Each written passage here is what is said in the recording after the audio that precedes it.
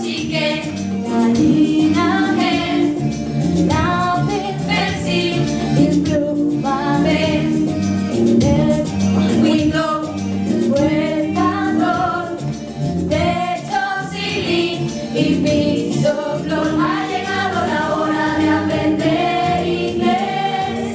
Ha llegado la hora de aprender inglés. Si tú abres la mente podrás comprender y verás tú lo fácil que es hablar inglés.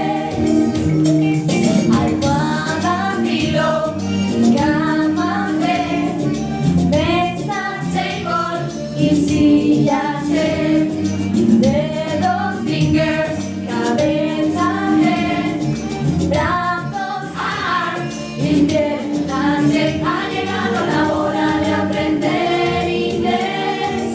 Ha llegado la hora de aprender inglés. Si tú abres la mente podrás comprender y verás tú lo fácil que es hablar inglés.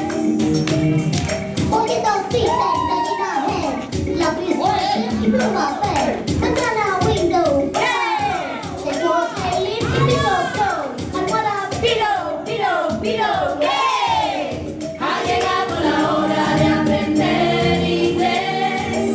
Ha llegado la hora de aprender inglés. Si tú abres la mente podrás comprender y verás tú lo fácil que es hablar inglés.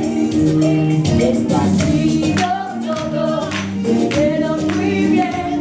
Y aquí termina la clase de inglés. Esto ha sido todo, y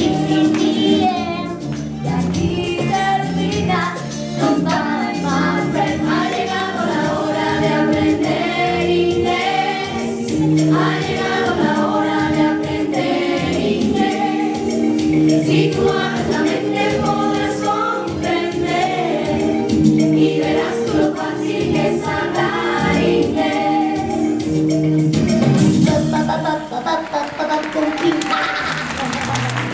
¡Hey, Ravelín! ¿Y sabes cómo suena mi palabra favorita en inglés? A ver cómo. Así.